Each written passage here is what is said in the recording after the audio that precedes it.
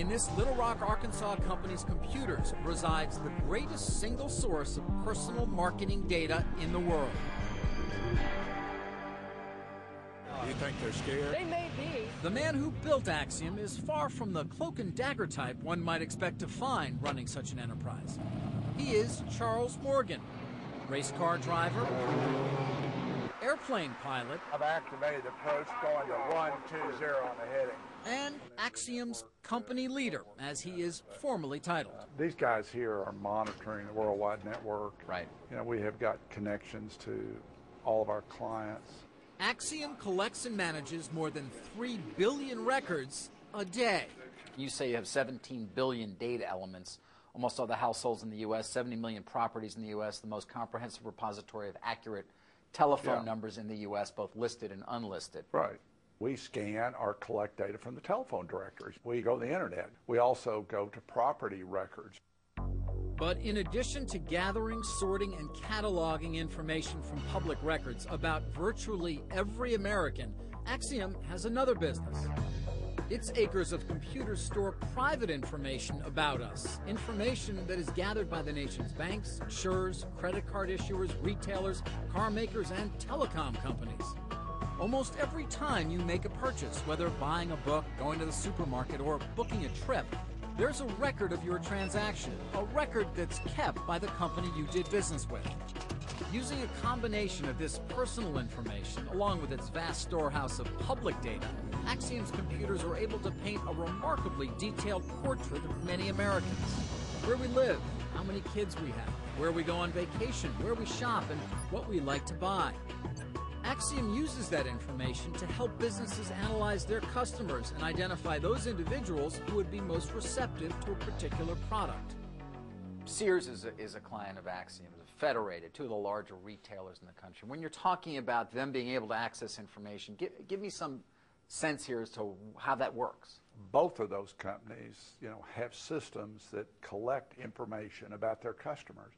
Their goal and our goal with our infrastructure that we provide to them is to help them use that information to better serve their customers. You know, we all want stuff that's relevant to us. Are they usually using only the data that they actually have that has been organized and analyzed in a fashion by Axiom that makes it more effective for them? Or are you also giving them other data? Well, we help supply them with, you know, other information to help them understand, you know, their customers better. Such as, I mean, what does that mean?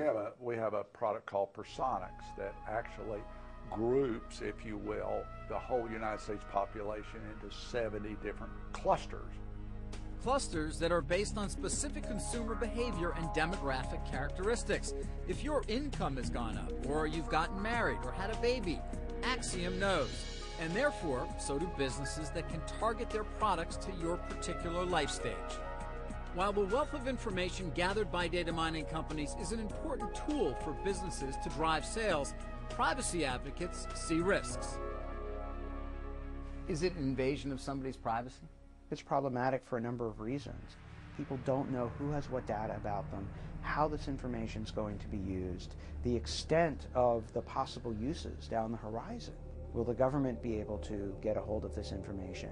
Will the information be used for background checks, for employment? Do people have any say in saying, no, I don't want it used in this way? Well, do they?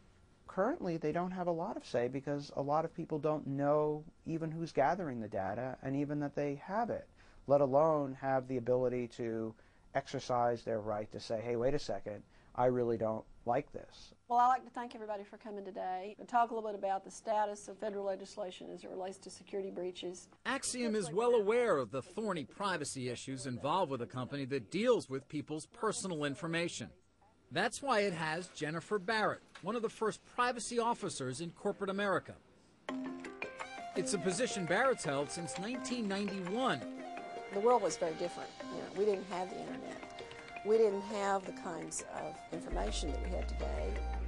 But as the 90s moved into the new century, information became more critical to our clients and more information became available. How do you address those who start to say, wait a second, privacy? Come on, you've got all my information. That doesn't seem private.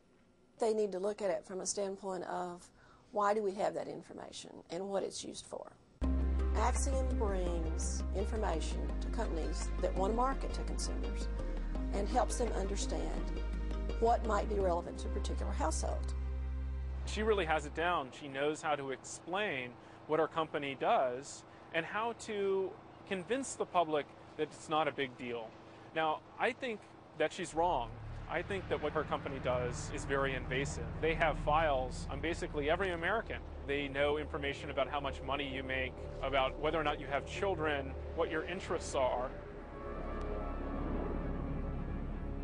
After 9/11, it was the government that was interested in Axiom's information. The FBI issued a subpoena, and Vice President Cheney got personally involved. Cheney really asked for a briefing just to understand himself what the private sector could do to help with the problem. The Attorney General was involved, and several other people in the Department of Justice. Despite Morgan's contact with the Vice President and the FBI, Axiom's business with the federal government remains tiny. Not so its ever-growing mound of data. Yeah, it just goes on and on and on. You mentioned information is just exploding. I mean, this is not going to stop. It's only going to continue, Absolutely. Right? Absolutely. 20 years ago, it was too expensive to even store this data. Now, instead of storing 6 months of history, we store 6 years of history. In 2003, some of that data was hacked from one of Axiom's servers. The company now says it has one of the most secure networks in the world. But these days, the proliferation of information is so extensive that computer hackers don't need to break into highly secure databases in order to find valuable information. In fact, sometimes the most private of things can be found in the most public of places, on Google. Johnny Long is what's known as a good guy computer hacker. He works as a researcher at the Computer Sciences Corporation from these offices near Baltimore, Maryland.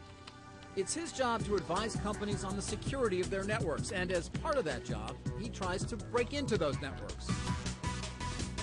But before he employs some of his more complex hacking techniques, Long uses Google, because he's found that a simple search of the internet using Google can turn up enough personal information to make a bad guy giddy.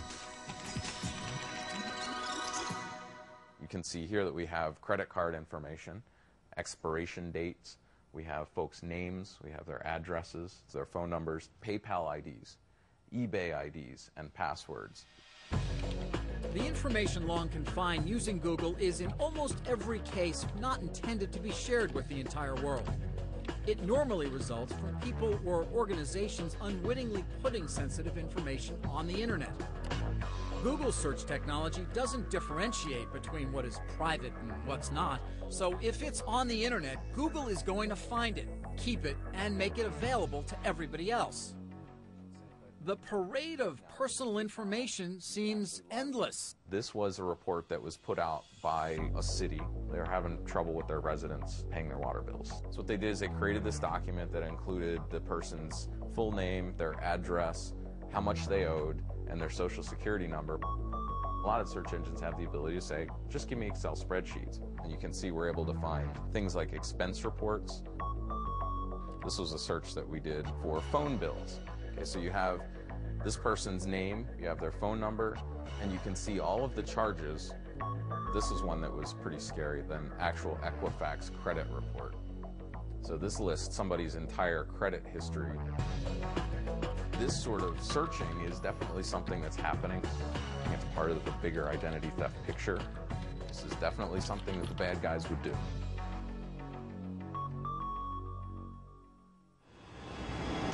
Coming up on Big Brother, Big Business. We the jury, find the defendant. How your internet searches can be used against you in court. And inside AOL's investigation unit. The charges in this case were child pornography as a result of an AOL member sending child porn through our network. Are you